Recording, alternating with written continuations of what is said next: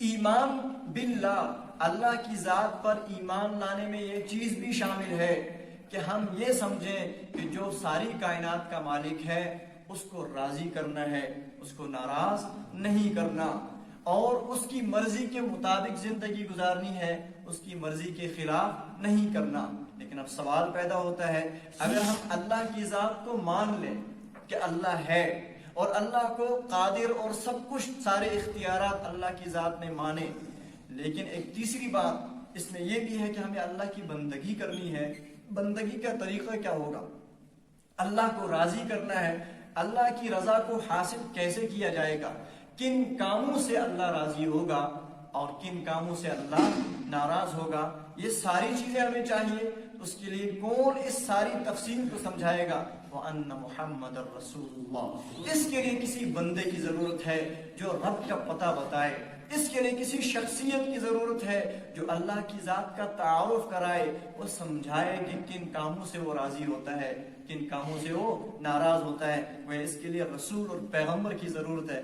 فرمایا اسلام یہ ہے ان تشہد اللہ الہ الا اللہ، کہ تم گواہی دو کہ اللہ کی سوا کوئی معبود نہیں اور محمد صلی اللہ علیہ وسلم اللہ تعالیٰ کے بندے اور رسول ہیں۔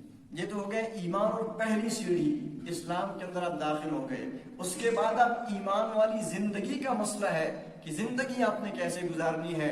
اس میں سب سے پہلا، جس ذات کو آپ نے کائنات کا مالک مانا، جس ذات کو اپنا رب تسلیم کرتے ہو، اس ذات کے ہاں سب سے بڑا اعزاز انسان کا یہ ہے کہ انسان دن میں 5 مرتبہ اس کے سامنے جھکے، اس کے سامنے سر و سجود ہو جائے، اس کے سامنے اپنے آپ کو گرا دے، اپنی بندگی، اپنی کمزوری، اپنی عاجزی کا اظہار کرے۔ یہ ہے نماز۔ وَتُقِيمَ الصَّلَاةَ، اور نماز کو قائم کرو۔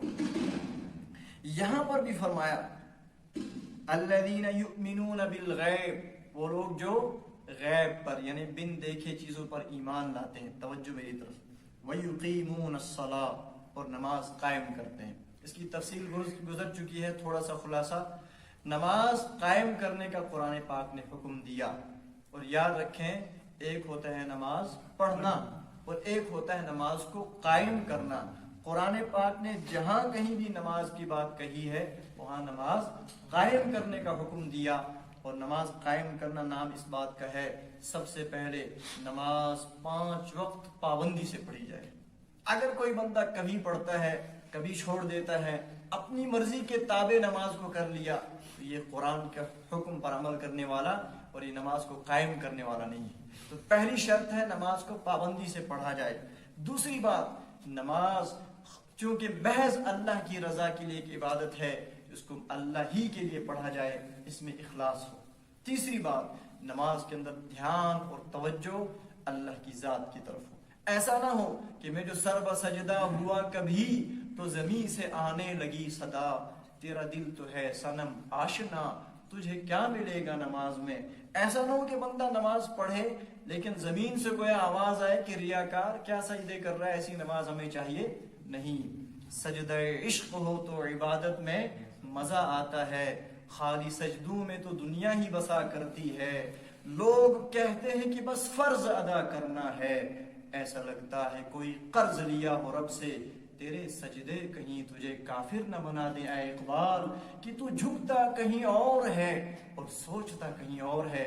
ایسا سجدہ نہ ہو، سجدہ اخلاص کے ساتھ ہو، للہیت کے ساتھ ہو، اس میں اللہ کی طلب ہو، خدا کی تڑپ ہو، اور ایسا سجدہ کہ جیسے امی عائشہ امت کی ماں رات کو جب کبھی نفل نماز شروع کرتی اور اتنی طویل نماز پڑھتی کہ فجر کی اذان ہوتی، پھر کبھی کہتی مؤذن کو کیا ہو گیا اللہ کے بندے، اتنا جلد تو اذان دینے آ گیا، میری ابھی 2 رکعت بھی پوری نہیں ہوئی۔ یہ کیا چیز تھی؟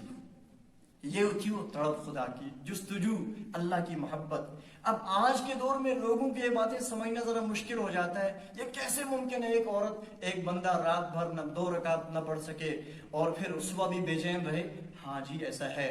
آپ جب پب جی اور کیسے بکواسات میں لگتے ہیں تو پوری راتیں آپ کی گزر جاتی ہیں، اس وقت آپ کو احساس نہیں ہوتا۔ یہ ایک مصنوعی اور گندی چیز ہے، اس کے اندر وہ کشش نہیں ہے۔ کہاں اللہ کی ذات، کہاں انسانوں کے بنائے ہوئے ڈرامے، ان کے پیچھے تو راتیں گزر جاتی ہیں۔